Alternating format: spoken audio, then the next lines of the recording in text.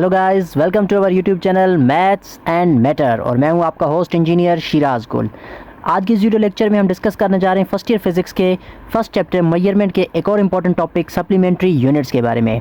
Video lecture में हम ये डिस्कस करेंगे कि सप्लीमेंट्री यूनिट्स होते कौन से हैं, इसका फिजिक्स में क्या एप्लीकेशन है और ये हमें मेजरमेंट में क्या हेल्प कर सकते हैं। तो अगर आप सप्लीमेंट्री यूनिट्स के बारे में ये सारे कॉन्सेप्ट क्लियर करना चाहते हैं तो वीडियो को एंड तक लाजमी देखिएगा। तो सबसे पहले तो सप्लीमेंट्री यूनिट्स की कहानी स्टार्ट होती है 1960 में। 1960 में सब क्या हुआ था देखें, इससे प्रीवियस लेक्चर में जब हमने फिजिकल क्वांटिटीज़, बेस क्वांटिटीज़ और ड्राइव्ड क्वांटिटीज़ को डिस्कस किया था तो वहाँ पर जब हमने इंटरनेशनल सिस्टम की बात की थी, इंटरनेशनल सिस्टम ऑफ यूनिट की बात की थी, तो ये हुआ था 1960 में।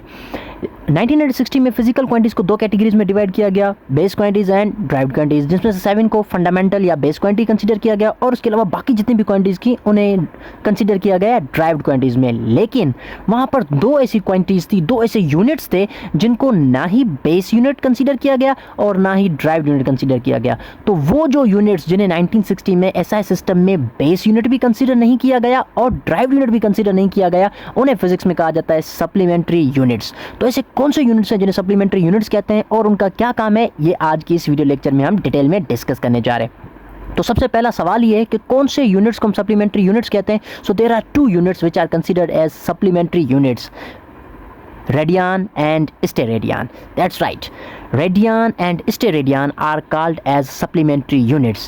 They both are dimensionless unit. ये दोनों यूनिट्स डायमेंशनलेस क्यों है, इसको आगे चलकर हम जब इनको इंडिविजुअली डिस्कस कर रहे होंगे तो वहाँ पर मैं आपको रीज़न बताऊंगा कि ये दोनों यूनिट डायमेंशनलेस क्यों हैं।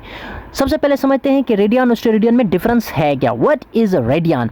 देखिए, इन दोनों वर्ड्स को समझने से पहले आपको ये पता होना चाहिए कि इनमें जो बेसिक डिफरेंस है वो डायमेंशंस का है। एक जो यूनिट है वो 2 डायमेंशनल एंगल को मेजर करता है और जो सेकंड है वो 3 डायमेंशनल एंगल को मेजर करता है। और 2 डायमेंशनल या 3 डायमेंशनल के लिए हम यहाँ पर जो वर्ड्स यूज़ करेंगे वो यूज़ करेंगे सर्किल और स्फीयर, क्योंकि जो प्लेन एंगल होता है, 2 डायमेंशनल एंगल होता है, उसमें सर्किल आ जाता है। Circle is a 2 dimensional shape या प्लेन एंगल होता है और जो स्फीयर होता है वो हमेशा 3 डायमेंशनल होता है। तो अब हम समझते हैं कि रेडियन और स्टेरेडियन में क्या डिफरेंस है। What is radian? It is a 2 dimensional plane angle, क्योंकि प्लेन के 2 एक्सिस होती हैं, एक्स और वाई, और ये 2 डायमेंशनल के लिए एंगल है। इसका मतलब है कि ये जो रेडियन है ये सर्किल में यूज़ हो सकता है। It is a 2 dimensional plane angle and can be defined as the angle subtended at the center of a circle by an arc equal in length to the radius of circle। ये एक 2 dimensional plane angle होता है। इसको define कैसे कर रहे हैं कि ऐसा एंगल जो सर्किल के सेंटर पर बनता हो। कब? जब उसका जो रेडियस है और आर्क लेंथ है वो आपस में इक्वल हो जाएं। ये रेडियस क्या होता है, आर्क लेंथ क्या होता है, इसको समझते हैं।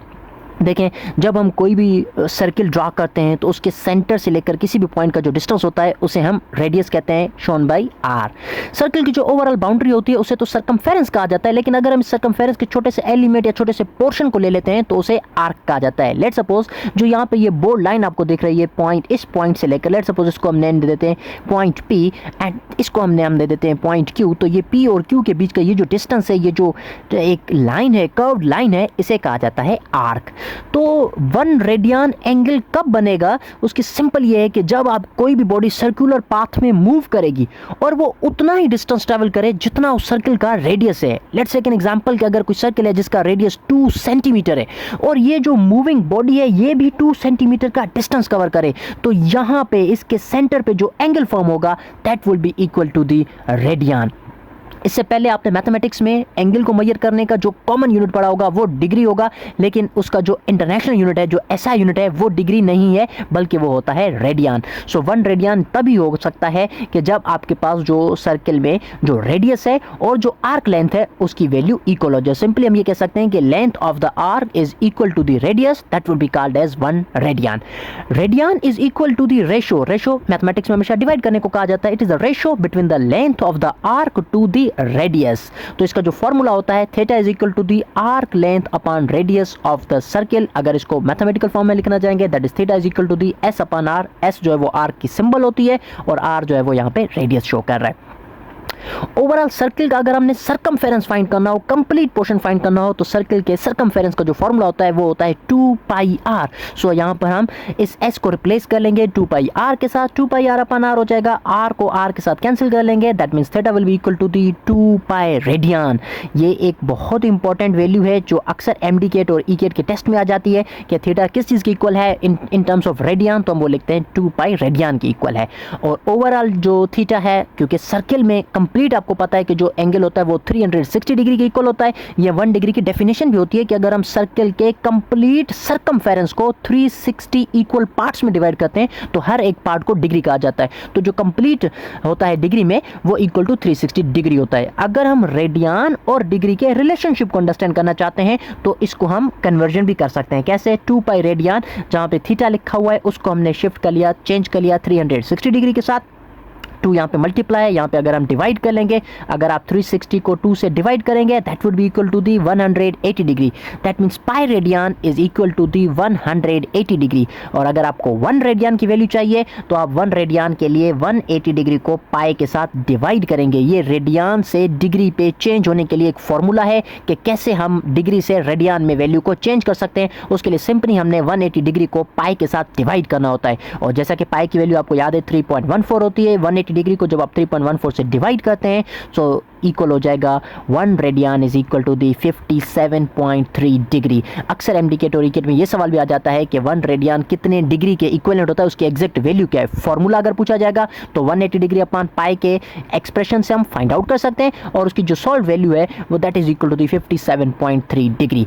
और अगर इसी तरीके से आपको वैल्यू रेडियन में गिवन हो और डिग्री में फाइंड आउट करनी हो तो उसकी calculation 1 degree is equal to the 0.017 radian, और ये फाइंड आउट किया जा सकता है बिल्कुल इसका रेसिप्रोकल करके 1 degree is equal to the pi by 180 degree. अगर आपको डिग्री से रेडियन की कन्वर्जन करनी है तो आप 180 को पाई से डिवाइड कर रहे हैं, और अगर आपको रेडियन से डिग्री में कन्वर्जन करनी हो तो इस फॉर्मूले को आप रेसिप्रोकल कर लेंगे, इस तरह से राइट कर लेंगे। सो ये वैल्यू कुछ बन जाएगी 0.017 रेडियन। दैट मीन्स 1 डिग्री जो है वो 0.017 रेडियन के इक्वल होती है।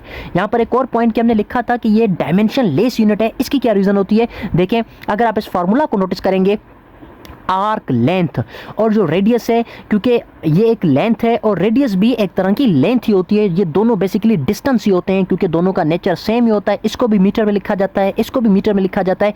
जब दोनों सेम यूनिट के रेशो करते हैं तो वो इक्वल हो जाता है 1 के, इसीलिए ये डायमेंशन लेस होता है। इसकी कोई डायमेंशन नहीं होती, इसका कोई यूनिट भी नहीं होता, ये यूनिट लेस भी है और डायमेंशन लेस भी है।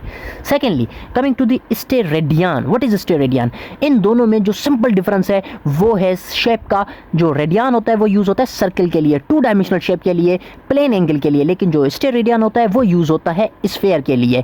Sphere is a 3 dimensional shape. अगर आप इस प्लेन के ऊपर समझना चाहते हैं, अगर कोई सर्कल शेप होगा, लेट्स सपोज अ कॉइन आप टेक करते हैं, मैं यहाँ पे रखूंगा तो वो कॉइन इस प्लेन के ऊपर आ जाएगा। लेकिन अगर कोई बॉल होगा तो अगर वो मैं यहाँ पे प्लेस करूंगा तो बॉल की एक साइड इस प्लेन से बाहर होगी, जो थर्ड साइड है दैट इज अ प्लेन, वो जो है वो उसका थर्ड डायमेंशन होता है। तो थर्ड डायमेंशन वाली या 3 डायमेंशनल जो शेप होती है उसे हम सॉलिड एंगल कहते हैं या स्फीयर कह सकते हैं। What is a stereodian? It is a 3-dimensional solid angle and can be defined as a stereodian is the solid angle that subtends an area equal to the r square on the surface of the sphere. Sphere के surface पे वो area या वो portion जो उस sphere के radius के square पे है उसको हम कहते हैं स्टेरेडियन। अगर आप इस इमेज में देखना चाहेंगे, ये देखें, ये रेडियस है इसका। अगर हम इस पोर्शन को कंसीडर कर लेते हैं दैट एरिया, और ये जो एरिया है, ये जो ये पोर्शन है इस स्फीयर का, ये इक्वल होना चाहिए इस रेडियस के स्क्वायर के। तो यहाँ पे जो एंगल फॉर्म होगा उस एंगल को हम मेजर करेंगे या उस यूनिट को हम कहेंगे स्टेरेडियन। एक 3 dimensional solid angle, 2 dimensional angle हमेशा प्लेन एंगल होता है और जो 3 डायमेंशनल होता है वो सॉलिड एंगल होता है। तो ऐसा सॉलिड एंगल जो जंप बन रहा हो इस सरफेस के, स्फीयर के सरफेस पे, कि जब उसका जो एरिया है वो आर स्क्वायर के इक्वल है। इसको अगर हम मैथमेटिकली डिफाइन करना चाहें तो सेम वही फार्मूले के जो लिखने का मेथड है वो सेम वही होगा। Angle is equal to the spherical area divided by radius of the circle, और इसको हम कंसिडर करें स्टेयर रेडियन के अंदर। अब स्फेरिकल एरिया का जो मैथमेटिकल फॉर्मूला है ज्योमेट्री के अंदर किसी भी स्फीयर के एरिया को फाइंड करने के लिए जो फॉर्मूला होता है वो होता है 4 pi R square divided by R square. R square के साथ कैंसिल आउट हो जाएगा, so that means angle is equal to the 4 pi steradian. इसका मतलब है कि अगर हमें स्टेयर रेडियन की वैल्यू फाइंड आउट करनी होगी तो हम यहाँ पर 4 पाई स्टेयर रेडियन मतलब कंप्लीट जो वैल्यू है वो इक्वल हो जाएगी 4 पाई स्टेयर रेडियन के।